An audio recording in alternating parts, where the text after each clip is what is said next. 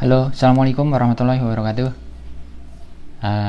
Selamat datang kembali teman-teman di channel pembelajaran ini. Kali ini kita akan membahas materi pekan pertama dari mata kuliah analisis laporan keuangan atau teknik analisis keuangan ya. Dimana di mata kuliah ini bagian analisis laporan keuangan komersial atau teknik analisis keuangan untuk laporan keuangan perusahaan komersial. Pada intinya kita itu akan melakukan valuasi, akan melakukan penilaian dari bisnis perusahaan, termasuk di dalamnya resiko dari bisnis. Jadi bagaimana kita bisa mengidentifikasi resiko bisnis, sampai menghitung resiko bisnis dan kemudian memperhitungkan risiko tersebut ke dalam penilaian perusahaan tersebut atau bisnis dari perusahaan tersebut. Nah, di pekan pertama ini kita akan mengidentifikasi, tentu ada dasar-dasar yang kemudian kita harus ketahui gitu ya.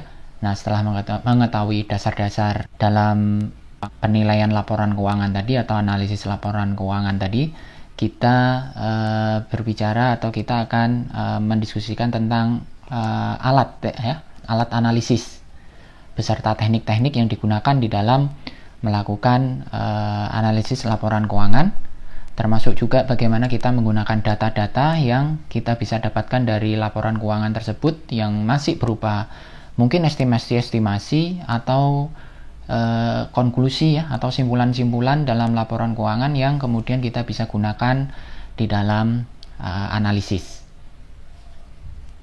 Nah, pertama kita harus lihat dasar dari analisis laporan keuangan ini, di mana kita akan ketemu dengan yang namanya triangle of FSA. FSA ini Financial Statement Analysis ya. Jadi segitiga analisis laporan keuangan. Nah, di sini kita punya 4 segitiga. Saya kasih nomor ya, yang paling atas nih segitiga nomor 1, kemudian yang paling kiri nomor 2, yang tengah nomor 3, dan yang terakhir ini nomor 4. Jadi yang pertama itu ada segitiga Business Environment and Strategy Analysis, yang di dalamnya ada Industry Analysis dan Strategi Analysis. Ini analisis pertama yang kita akan lakukan dalam rangka kita melakukan analisis bisnis itu tadi, dalam rangka kita melakukan analisis keuangan. Nah, ini juga bagian pertama atau segitiga pertama yang akan kita bahas, bagaimana cara kita melakukan Business Environment and Strategy Analysis. Ya, nanti kita bahas di video berikutnya. Nah, setelah kita selesai melakukan Business Environment and Strategy Analysis ini, atau segitiga yang pertama ini, kita lanjutkan dengan segitiga yang kedua, yaitu Accounting Analysis, analisis akuntansi. Nah, jadi kita akan membaca laporan keuangan dan kita akan menganalisis apakah laporan keuangan itu memang merefleksikan kondisi bisnis yang sebenarnya. Itu kita lakukan di accounting analysis. Ini kita akan lakukan di pekan kedua atau materi berikutnya. Ini materi pekan pertama ya. Terus kemudian setelah kita melakukan accounting analysis, kita akan melakukan analisis yang ketiga, segitiga yang ketiga, yaitu financial analysis, analisis keuangan, yang di dalamnya kita akan melakukan analisis profitabilitas ya, dan kemudian analisis arus kas, cash flow analysis, dan kemudian risk analysis, analisis risiko dari bisnis. Nah, analisis risiko dari bisnis ini yang bagian ketiga di dalam financial analysis ini akan menghasilkan cost of capital estimate atau asumsi dari biaya modal, atau yang kita sering sebut dengan WACC ya, weighted average cost of capital.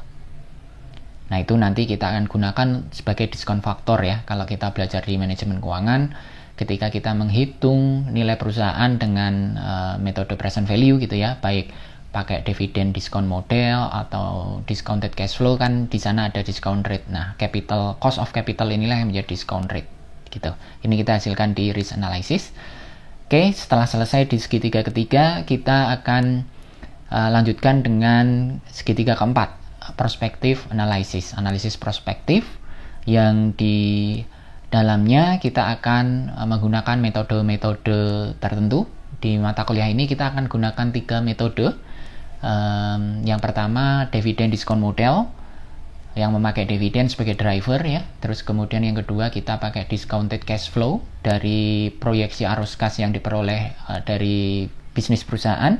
Dan yang ketiga, kita akan memakai residual income atau abnormal earning. Nah, masing-masing dari metode-metode ini juga akan kita pelajari di mata kuliah ini untuk memberikan atau menghasilkan nilai dari perusahaan atau business value. Nah, ini yang kemudian tergambar juga di bagan ini, yaitu yang disebut dengan intrinsic value.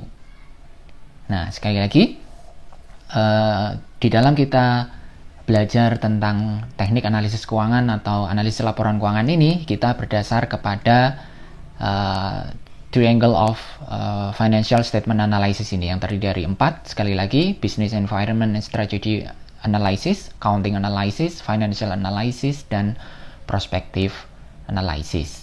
Masing-masing kita akan bahas di materi pekan-pekan berikutnya di video-video berikutnya.